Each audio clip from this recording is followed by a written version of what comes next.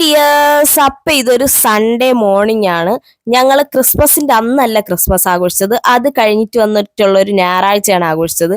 രാവിലെ എണീറ്റപ്പോ തന്നെ എന്റെ ഷൂ കാണാനില്ല, ഷൂ പട്ടി അടിച്ചുകൊണ്ട് പോയി നമ്മ പറയുന്നുണ്ടായിരുന്നു. പിന്നെ ഒരു കട്ടനൊക്കെ കുടിച്ചിങ്ങനെ മുറ്റത്തിരുന്ന ഞങ്ങളുടെ വീടിന്റെ ഫ്രണ്ടിലെ ഹരിതാഭയും പച്ചപ്പും കണ്ട. അപ്പം കഴിക്കണ ആ വീഡിയോ എടുക്കാൻ നിന്നപ്പോ ചേച്ചി ഒന്ന് പോസ്റ്റൊക്കെ ചെയ്തിട്ട് പോയി. രാവിലെ അപ്പവും സ്റ്റൂ ആയിരുന്നു. അതൊക്കെ കഴിച്ച് രാവിലെ നേരത്തെ എണീറ്റ് ചിക്കൻ ഞാനാണ് വാങ്ങാൻ പോകേണ്ടിയിരുന്നത്. അതുകൊണ്ട് ചിക്കൻ കിട്ടിയില്ലെങ്കിലോ എന്ന് വെച്ചിട്ട് നേരത്തെ നേരത്തെ എന്ന് വെച്ചാൽ നല്ല നേരത്തെ എണീറ്റ് കേട്ടാ. നല്ല നേരത്തെ എണീറ്റ് പ്രത്യേകിച്ച് ജോലിയൊന്നും ഇല്ലാത്തതുകൊണ്ട് കുറച്ചൊന്ന് ഉറങ്ങിയിട്ടാണ് ഇത് കഴിക്കണം.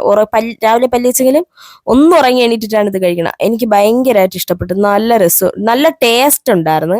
പിന്നെ ചേച്ചിയുടെ മോനാണ് ഞാൻ വാരി കൊടുക്കാൻ വാ വാ വാ എന്ന് പറഞ്ഞ് വിളിക്കണം. അവന്റെ പട്ടിക്ക് വേണം എന്നും പറഞ്ഞിട്ടുള്ള നിപ്പ് അവിടെ കാണിച്ചു തരാം കേട്ടാ. കാപ്പിയും കുടിക്കണില്ല, രാവിലെ എണീറ്റ സന്തോഷവും മൊത്തത്തിലൊരു ആവേശമായിരുന്നു.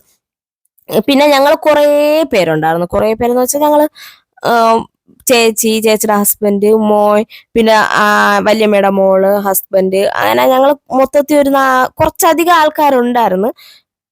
ഫുഡും കാര്യങ്ങളൊക്കെ ഞങ്ങളെ വീട്ടിലായിരുന്നു. കാപ്പി വല്യമ്മയുടെ അവിടെ നിന്നായിരുന്നു ഉച്ചയ്ക്ക് ലഞ്ചൊന്നുമില്ല, ലഞ്ച് ബിരിയാണിയാണ്.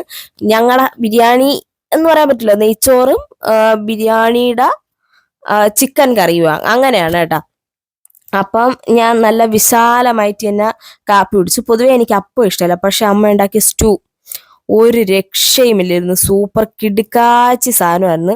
അപ്പൊ വല്യമ്മയുടെ മോള് ഇതാ കഴിച്ചു തീർന്ന് പാത്രമൊക്കെ ഇങ്ങനെ നക്കി തുറച്ചുകൊണ്ടിരിക്കുന്നു. എനിക്കാ മടി, എല്ലാവർക്കും മടി. ചേച്ചിയുടെ മോൻ കണ്ട ഭയങ്കര ബഹളം, കാപ്പി കുടിച്ചിട്ട് പോലും കഴിക്കാൻ വയ്യ അവന്. പിന്നെ ഞാൻ വീഡിയോ എടുക്കണോണ്ട് ഒന്ന് പോസ്റ്റ് ചെയ്തതാണ് കേട്ടാ.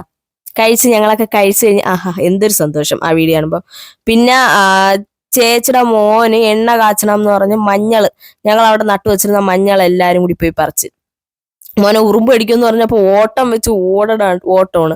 ഭയങ്കര ആക്റ്റീവാണ് കേട്ടാ, ഭയങ്കര ആക്റ്റീവ്. എല്ലാരും ഉള്ളത് ഭയങ്കര സന്തോഷം. ഞങ്ങൾ എല്ലാരും വ്യക്തമായിട്ട് ആരാണെന്നും എല്ലാം അറിയാം.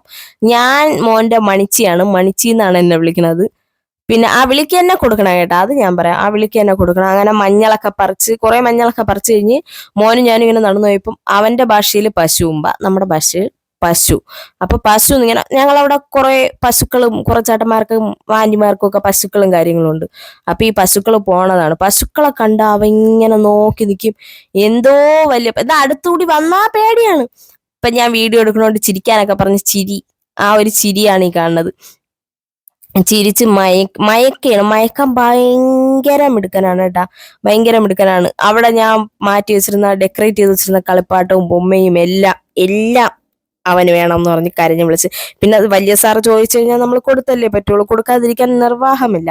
അങ്ങനെ അതും കയ്യിൽ വെച്ചോളൂ. പിന്നെ അത് തറയിലിടൂല കേട്ടാ, തറയിലിടെ കളയെ അങ്ങനെ ഒന്നുമില്ല. അത് പോയാലും കൊണ്ടുപോകും. വല്യമ്മയുടെ വീട്ടിൽ പോയപ്പം വല്യമ്മയുടെ മോൻ അവിടെ DJ നടത്തിയിരുന്നു.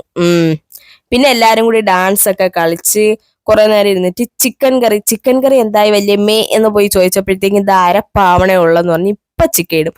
ചിക്കൻ അങ്ങോട്ട് ഇട്ട് കഴിഞ്ഞാൽ അപ്പോഴെനിക്ക് കഴിക്കണം. വേറെ ഒന്നും വേണ്ട, ചിക്കന്റെ അര പോലും പിടിക്കണ്ട. അതെന്താണെന്ന് എനിക്ക് അറിഞ്ഞൂടാ.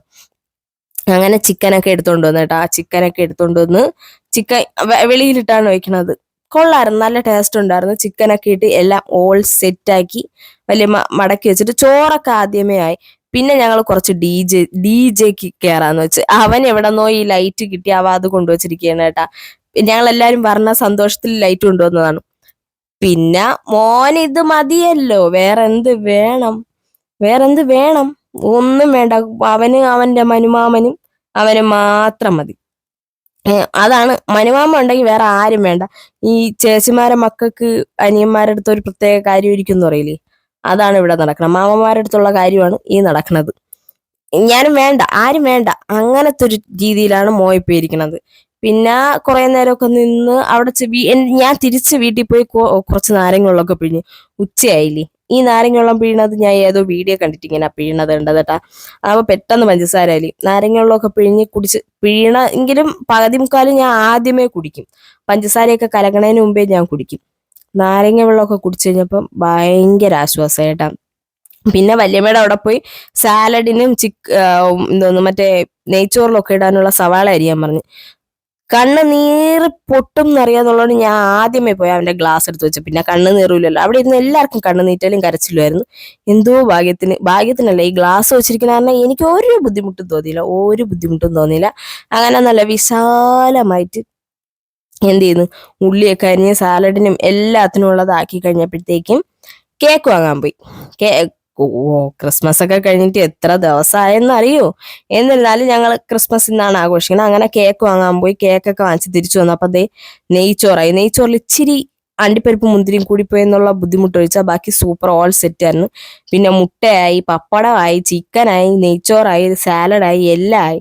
പിന്നെ ഒരു ഒരു ഒരു പറ ചോറ് കഴിച്ച് എന്താണെന്ന് എല്ലാവരും ഇരുന്നോണ്ടായിരിക്കും കഴിച്ചിട്ട് അനങ്ങാൻ വയ്യ. അതിനുശേഷം എന്തോ ഇതിന്ന് ഒരു വലിയ 2 പീസ് കേക്കും കൂടി കഴിച്ചപ്പോഴത്തേക്കും അപ്പോഴാണ് ഇച്ചിരി ആശ്വാസമായത്. എന്നിട്ട് അനങ്ങാൻ വയ്യ, നടക്കാൻ വയ്യ. പിന്നെ പോയി ഒന്ന് ഉറങ്ങിയാ മതി എന്നായി. പിന്നെ സുഖമായിട്ട് കഴിച്ചു കഴിഞ്ഞാൽ പിന്നെ സുഖമായിട്ട് ഞാൻ ആരെയും നോക്കിയില്ല. ഞാൻ വന്ന് കിടന്ന് സെറ്റിയിൽ കിടന്ന മാത്രമേ എനിക്ക് ഓർമ്മയുള്ളൂ. ഒരു 3 മണിക്ക് കിടന്ന ഞാൻ 7 മണി അടുപ്പിച്ചാണ് എണീറ്റത്. പിന്നെ അവളെ ബർത്ത്ഡേ എന്ന് പറഞ്ഞാണ് ഞങ്ങള് എന്ത് ചെയ്തത്, ആഘോഷിച്ചത്. ബർത്ത്ഡേ, ഹാപ്പി ബർത്ത്ഡേ എന്നൊക്കെ പറഞ്ഞു. പിന്നെ അല്ലാണ്ട് എന്തെന്നും പറഞ്ഞ് കട്ട് ചെയ്യാ. പിന്നെ ഞങ്ങൾ എല്ലാരും കൂടി കേക്കൊക്കെ കട്ട് ചെയ്ത് കഴിച്ച് 7 മണിക്ക് ഉറക്കം എണീറ്റപ്പോ എനിക്ക് നല്ല നല്ല കട്ടക്കാരായിട്ടൊന്ന് വിശന്ന്. അപ്പം വീണ്ടും ഞാൻ സാദാ ചോറും കഴിച്ച് നെയ്ച്ചോറും കഴിച്ച് അതൊക്കെ കഴിഞ്ഞ് കിടന്നുറങ്ങി. അത്രയേ ഉള്ളൂ. Love you all.